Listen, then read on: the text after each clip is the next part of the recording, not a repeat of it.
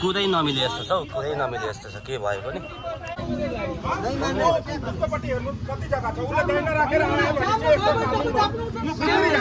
सारा स्लिपर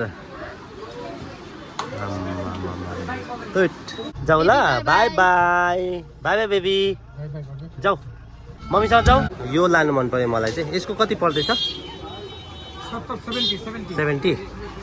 रेलगेटमा आइपुगेको छौँ। अनि रेलगेटमा चाहिँ ट्रेन आउनेवाला रहेछ। जाम आउने चाहिँ नामै लिएको छैन, तर आउँछ होला। बबिना पनि थाकेर एकदम हरेस भइरहेछ। देख्न सक्नुहुन्छ पुरा जाम छ, मौसम चाहिँ एकदम राम्रो छ। अनि मेरो गाडी भने चाहिँ यहाँ छ लाइनमा, पछाडि पनि धेरै परसम्म पुगिसकेको छ। Hi everyone, this is Kushal here, welcome back to my channel. So आज भने चाहिँ देख्न सक्नुहुन्छ गाडीबाट ब्लग सुरु हुँदैछ। अनि गाडीमा चाहिँ को छ भन्दाखेरि चाहिँ मेरो मम्मी, साली, बाबा, अन्त मेरो मुट्टु। हेलो मुट्टु। सो त्यही हो, हामीलाई सिएफ गर्नु चाहिँ हेरिन आएको छ। अनि सबिना पनि आएको छ, मेरो माइली साली। अनि आज भने चाहिँ हामी कहाँ जाँदैछ भन्दाखेरि चाहिँ हामी जाँदैछ बागडुग्रा। तिहार चाहिँ सँगै मनाउन पाइएन, किनभने चाहिँ बाबाको ट्रिटमेन्टको लागि चाहिँ मम्मी र बाबा चाहिँ भेल्लोर जानु हुँदैछ। सो भोलिको फ्लाइट छ, बाटोको एकदमै स्थिति राम्रो छैन, त्यसले गर्दा चाहिँ आजै पुऱ्याउने बागडुग्रा। उहाँ गएर बस्नुहुन्छ, भोलि बिहान चाहिँ 9 बजीको फ्लाइट छ, निस्किनुहुन्छ। सिक्किम गान्तोक टु सिलगढीमा नेसनल हाइवेमा पुरा प्रब्लम भइरहेछ, त्यो चाहिँ तपाईँहरूलाई पुरा अपडेट गराउनेछु आज। सो मेरो भिडियोमा बनिरहनुहोस्। हिँड्ने बेला भयो, बेबी चाहिँ गाडीबाट उत्रिनै मानेन। उसले चाहिँ खालि यो गियर चलाउँछ कि गियर चलाउने बेबी हाँस्दैछ। जाऊ मम्मीसँग जाऊ ल, जाऊ मम्मीसँग जाऊ। बेबी चाहिँ जानै मानेको छैन, गाडीमा उसलाई मजा लागेको छ कि हजुरबासँग। जाऊ ल, by by by by baby, जाऊ मम्मीसँग जाऊ। एकान्तमा सोची बस्छु। अहिले भने चाहिँ हामी पुगेको छौँ मल्ली। अन्त यहाँनिर चाहिँ अलिक जाम रहेछ, देख्न सक्नुहुन्छ पुरा जाम छ, मौसम चाहिँ एकदम राम्रो छ। अनि मेरो गाडी भने चाहिँ यहाँ छ लाइनमा, पछाडि पनि धेरै परसम्म पुगिसकेको छ। अनि यता त अब कहाँनिर के को जाम हो, सायदै त्यो परनिर एउटा पहिले जहाँ दोकान हुन्थ्यो त्यो जग्गामा पहिरो गएको थियो, त्यो जग्गामा होला जाम। सो त्यही हो, अब यहाँ कति बजीसम्म बस्नु पर्नेछ, कति घन्टा बस्नु पर्नेछ केही पत्तो छैन। सो गाडीमा चाहिँ सबैजना हरेस।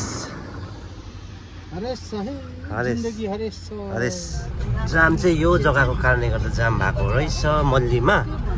तर अहिले भने चाहिँ खोल्यो, त्यस्तो बेसी जाममा बस्नु चाहिँ परेन। एकदम मजाले वाल लगाइदिएको छ नि त, यहाँ पनि एकदम तगडा वाल लगाइदिएको छ। अब त पानी पनि पर्दैन, त्यस्तो झर्दैन भनौँ न। सबैभन्दा लो हाइटमा चाहिँ यो जग्गा छ है, टिस्टाको। एकदम रिस्क छ, रोड पनि सानो। हामी भने चाहिँ अहिले रेलगेट पुग्न आँटेको छौँ। बाइकले चाहिँ जाम गरे, बाइकले गर्दा चाहिँ बस अगाडि आउनु पाएको छैन। त्यही हो, अब भने चाहिँ हामी करिबन 30 to 40 मिनटभित्रमा चाहिँ सिलगढी पुग्छौँ। सो सबैजना थाकेको अवस्था, बाबा पनि थाकेको। मम्मी के खानुभएको? केराको चिप्सो खानुहुन्छ? एउटा दिनुहोस् त मम्मी मलाई, एउटा मात्रै। यहाँनिर चाहिँ हल्का लफडा भएछ, गाडी हिर्काएछ ट्रकको पुच्छरले। एकदमै सानो चिप, त्यो गाडीको बम्परै खसाइदिएछ नि त। गाडी हटाउनु हो, हामीलाई ढिलो भयो। यहाँ चाहिँ कुदै नमिले जस्तो छ हौ, कुदै नमिले जस्तो छ, के भयो पनि।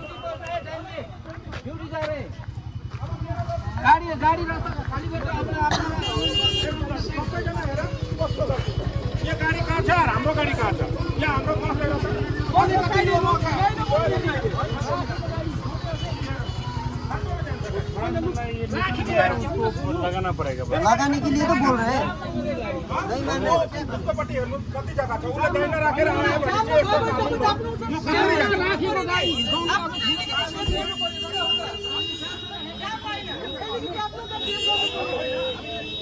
एकैछिनको सानो एक्सिडेन्टले कत्रो चाहिँ जाम भएछ अन्त आम्मामा 1 किलोमिटर जस्तो जाम। फाइनली हामी भने चाहिँ हल्का फुल्का जाम लाग्दै सेवा पुगिसकेको छौँ। अनि सेवा पुगेपछि त एकदम ड्राइभ गर्नु पनि मजा आउँछ, तर रिस्क चाहिँ ज्यादा हुन्छ। अहिले चाहिँ तिहारले गर्दा ज्यादा पनि गाडी हिँड्दैछ, त्यही भएर सबैजना एकदम थाकेको अवस्थामा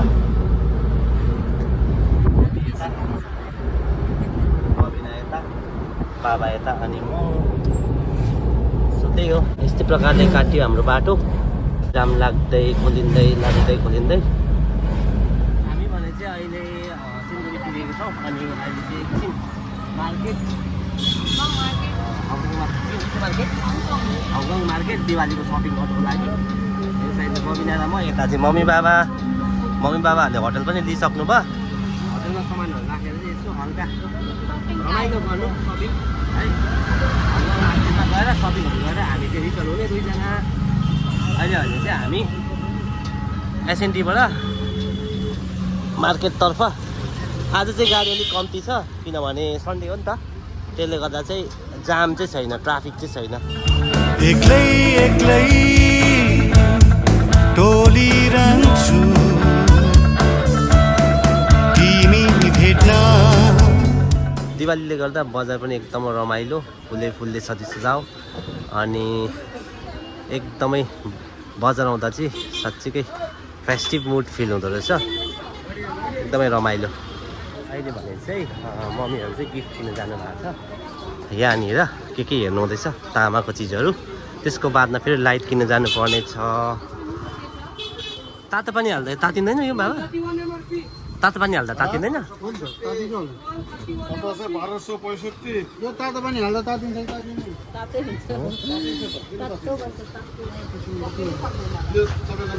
मजा आएको रहेछ तामाको। तामा है यो के हुन्छ? मिल्टनको तामा। म जाँदैछु लाइट किन्नु, कलरफुल लाइट। यहाँ रहेछ ठुलो दोकान, यहाँनिर हेर्छु एकपल्ट।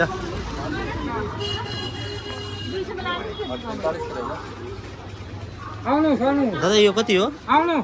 यसको कति हो? कुन चाहिँ यो 60? कति तला?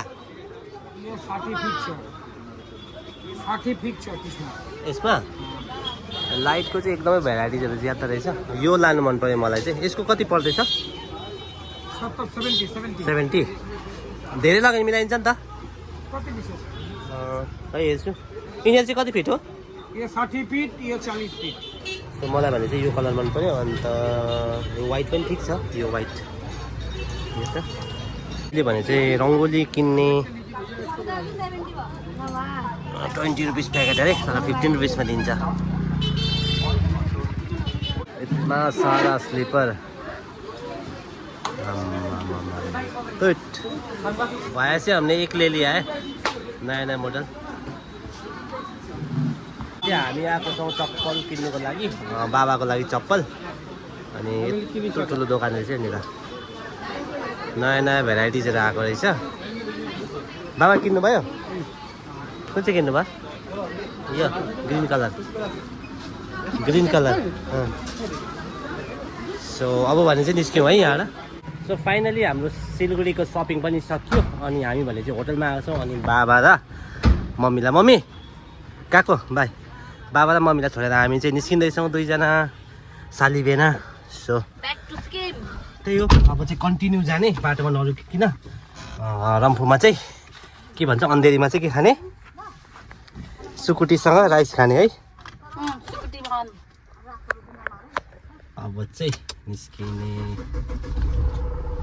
अहिले भने चाहिँ निस्केको अहिलेको समय भएको छ। घडी बन्द भएछ 4:45।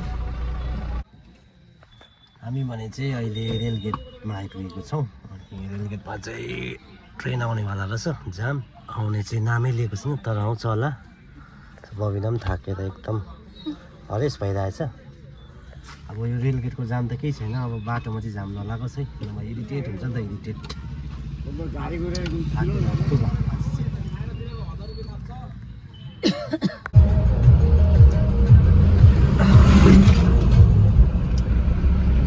फाइनल्ली करिबन 8-15 जस्तो भयो हामी भने चाहिँ आइपुग्यौँ। सिक्किम कस्तो राम्रो देखिरहेछ है, सिक्किम लेखेको माथि